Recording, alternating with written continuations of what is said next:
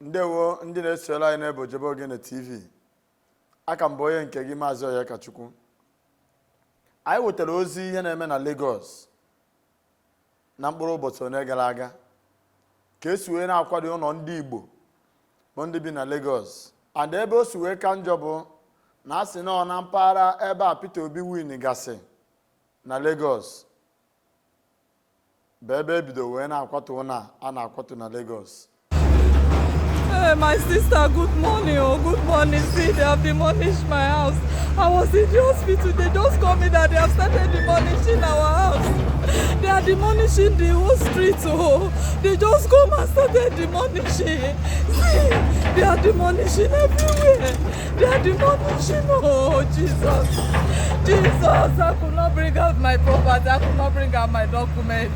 They are demolishing everywhere. See.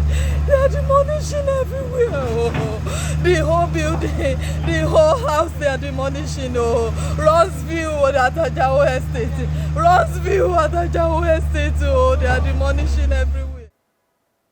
Mana ewere ozi njibia. Ebe ọ bụ na ị ga-eje izu ma ị chọrọ ka ekwu eziokwu ebe ahụ,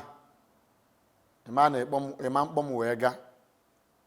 Maka na ebe ọ bụ na ịkpọm gaa, ihe ọ bụ na agbata n'izu bụ eziokwu. Eziokwu ọ bụ na afụrụ ebe a ka m ga-ekwu. Anọ m a na-eziteziri m ozi, ụfọdụ a na-ese ndị vidiyoz nekwu ihe a na-eme ndị be anyị nọ na Lagos, nekwu ihe a na-eme ndị be anyị nọ na Lagos. M wee jụwa ajụjụ ka m gosizi unu the findings. Ihe anyị chọpụta bụ ihe na-eme n'ebe anụ a na-ha ekwu na a na-akwatu ụlọ ndị be anyị. Section 47 of the Lagos State Urban and Regional Planning and Development Law 2019, as amended, empowers Lagos State Building Control Agency (LAPCA) to tackle illegal physical development by identifying and removing illegal structures across the state. In line with this mandate, the agency recently marked 12 illegal buildings for demolition at IK Peter Street at Ajawo Estate in Oshodi, Solo local government area of the state. A visit to this area under Oshodi Solo revealed that not only are the structures constructed without approvals, the buildings are also within close proximity with pipeline, while others are sitting directly on the pipeline, which is a disaster waiting to happen. Further investigation also revealed that the Federal Airport Authority, FAN, had shared their concerns with the residents of the area as far back as the year 2016, asking them to quit without any positive response. It is on this basis, and in order to avoid a disaster waiting, that the Lagos State Building Control Agency is set to remove all illegal developments consisting of both permanent and temporary structures to prevent future disaster. It should be stressed that the owners and occupants of these affected structures have been duly served all necessary notices. LAPCA urges members of the public to also assume the role of checkmating officers by reporting any illegal constructions going on in their vicinities, as LAPCA officials cannot do the job alone without the support of every resident of Lagos State. Build well, build right, LAPCA cares. Ọkụ na-afụgo ihe anyị na-ekwu maka ya. Ọ bụrụ na ọ bụrụ na a ga-asị ebulu ozu onye ọzọ, ọ dịka ebu okwu nkụ, ma ọ bụ na-eji ya akpata atụfu abụọ ọgaranya, ọ na betanụ bụ na ahụ nama. Ọ bụrụ na ọ bụrụ ya, anyị asị ka emewegodi ihe a na-eme ebe a, ka anyị maa na ọ ga-efu ndị be anyị n'ahịa, ka a maa na ndị be anyị a ga-ama ihe. Onye Igbo ga-eje na Lagos, ọmanjụ ese ebe ọ na-ege ana, ọmanjụ maka plan. Ọ dịzie ka agbara ha ara ige ana na Lagos.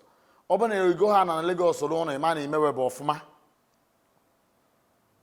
Aje goshi mmiri, ego ime mmiri 300 million, 100 million mmiri, wee spend say millions of naira wee kpochie ya, ekpochichezie wee bịa rụọ ya ọnụ.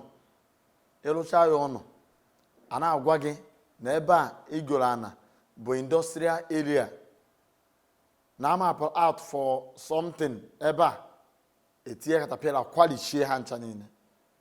Ụfọdụ ndị a na-eme ihe ewekwu ihe ha debe n'ụlọ a sịkwa na akụrụ na amara ịkpata ya. Ụfọdụ ndị a na-eme ihe ewere ha rụrụ na village ha. Ụfọdụ ndị a na-ebe ewere investment ha wee na east ebe a chaa mana ha na-alụgasị na Lagos. Mgbe ọbụla ọsọ ha esizie properties gị, mgbe ọbụla sọ ha bịa kwarie ya, and ịma mgbanwe ha akwụkwọ na court because ijụla ese wee je go. Eziokwu na anyị mana ewe ihe dị ahịa dị iche iche bajọ ihe a na-eme anyị, yes, mana mgbe ọbụla abụrụ ihe ahụ ị chọrọ ịnụ, ihe ị chọrọ ịnụ, mgbe ụfọdụ agwa gị ihe ị kwesịrị ịnụ. Ihe ị kwesịrị ịnụ bụ ịga izi na ya ara, ị na-ahịa ime mgbakọ na mwepụ, n'ezi ahịa enezi. Ichi ịga na were ya si ya ego na Lagos, mana ichi igo dịkwa sure na ebe dị mma, ebe a mapụrụ a na-elele residential area, ebe a na-ebi ebi ka ị ga-eje wee go. Ọ bụghị iweteghe na 1 naira na 2 naira ị ga na-ayị ya ara. Anyị pụta mpaka karịa, ọ dịka ya kpara ego a na-akpanube. Ka m gwazi unu nke bụ eziokwu, ihe ahụ niile nọ na anaba ya iche na ewere ego ha ji, ha ejighịkwa m ewere ego ha ji to compare ndị ugwu na ndị mpaghara ụfọdụ Yoruba, mana ide anụ from hawa, ide anụ n'ọnụ ha. Onye Hausa ga-eburu trela efi gbadata n'Igbo larụ na moto, ole efi ya lewelewele checha obukoro ego ahụ ụta ahụ o si wee bute ya otu wele teche buru ya na-abịa ha. Mana onye Igbo be anyị jele efi okporo escort, ọ ga-alụ ọjị na the highest hotel.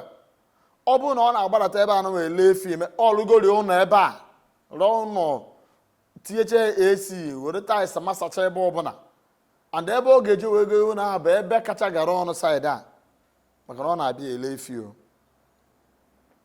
Mgbe na-adụ ndị be anyị nọ na Lagos ọdụ, ọ bụ eziokwu na anyị nidiri comfort, yes, anyị ma na-ebi ndụ ka ndị ọzọ si ebi, ọ bụla ka o si ebi ndụ ya. Mana ọ bụrụ na ịkpata ego a ịma ntọ na be mmadụ na-aza saa lụkọta kene obere bungalow, jọsụrụ tia bungalow, tinye toilet na bedroom, mee na ọ dịrị gị comfortable, ibiri ebe ahụ na-eme your business. Ịkpata the money weneta ebe a, ebe ga-ene gị nka. Ọkụ investments ị dosara ebe a bụ ị ga-ene gị nka o. A sịkwa n'ụwa mgbede ka mma. Ọ bụkwa mgbe ị katawaziri arụ ejide business gị niile na ihe niile iwe na Lagos kụpịacha ịma mbụ uzukwu ya, BP ga-egbukwa gị. Ọkara mma na ibu netachara all these investments bunete ya side aya, develop o side gị. Ịka nke nọrụ be gị na-enete ya wee na-ene onwe gị nka, were ya na-azụ ụmụ gị na ụmụ gị ha na-erite uru ya. Ọgwụ ka ọha m n'ọnụ n'ụbọchị nke taa, maka anyị ka na-abịa ime address this issue maka o need ka etinye ọnụ ka anyị mara ebe gọọmenti ga-esi wee gbatara anyị ọsọ enyemaka. Udo ka dịkwara ya ọbụla chọrọ udo, ma matakwa na ka o esi eme ka ekwesị akpa.